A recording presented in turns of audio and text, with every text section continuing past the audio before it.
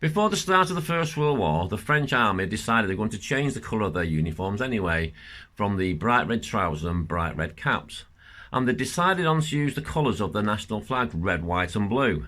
But because at that time they were getting the red dye from Germany, so when the war started that wasn't going to happen. So they decided to just carry on making out of blue and white instead. And they came up with this colour. It's called, well, it's what's known as horizon blue. It does seem a bit of a weird colour, but it turned out that it was in the trenches in France and Belgium. The colour of the clay soil there, when it was on the uniform, it did like blend in quite well, so it wasn't too bad actually for trench warfare. And the army would have a yellow stripe down the side of the trousers, and then the artillery would have a red stripe, and the cavalry would have a dark blue stripe. And also at that time, they were still using the Lebel rifle, the 8mm. I have covered that in another video. And also on the greatcoats, they still were buttoning back the greatcoat in that distinctive style.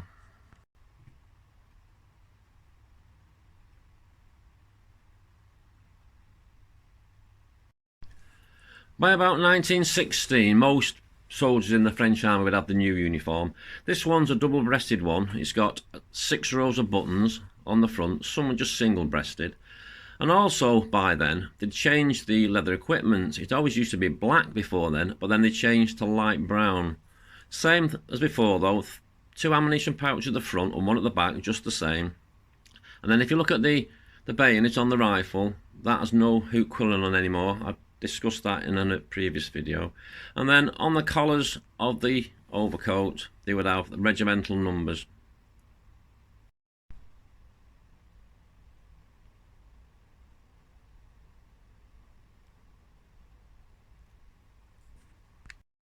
The French were the first army to introduce steel helmets during the First World War. They weren't designed to stop a bullet, they were designed to stop injuries from falling shrapnel and shell splinters. This particular one, it was designed by a French general called Louis Auguste Adrien, and it proved very popular. It was used by other countries as well during the war, and it had an extra metal ridge down the top of the crown. That was to give it extra strength.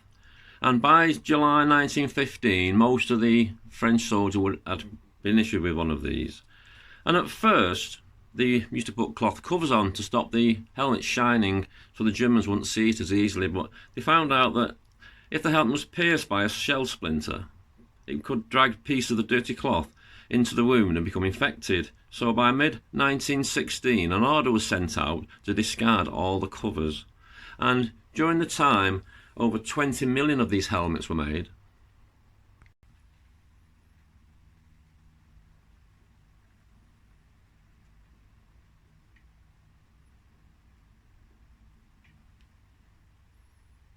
The French soldiers would always wear the canteen on the right hand side. This one holds 2 litres. Then we have the backpack. Inside there is a wooden frame to help keep the shape. And on the back of this one, there's a large metal cooking pot. One man from each section would carry one of these.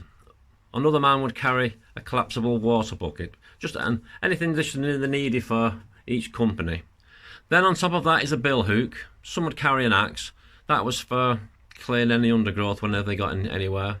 Then on top of the backpack is the roll-up shelter half, that piece of material there. That was used to make a tent for the soldier, and the wooden pegs on the side, they would like lock together to make the frame of the tent. Then on top of everything else was the soldier's individual mess tin. That was always set at an angle to the backpack, so that was there for in case the soldier had to lie down to fire his rifle, then the mess tin won't get in the way of his helmet.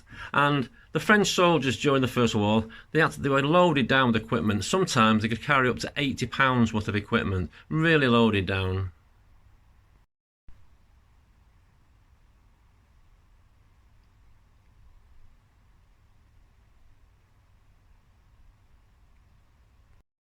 Gas masks became an essential piece of equipment during the First World War. This brown fluted metal container, this is what the French were using for theirs by the end of the war. Then on the side of the backpack, they used to strap the straight handle entrenching tool, slotted into a little case.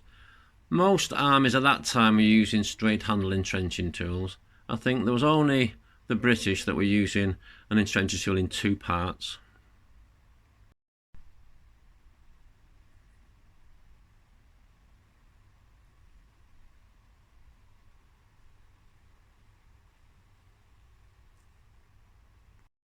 The Lebel rifle was the first one to use smokeless powder. It was in 8mm, it had an 8-round magazine, and the magazine was a tube underneath the barrel, and the bullets had to butt in one at a time.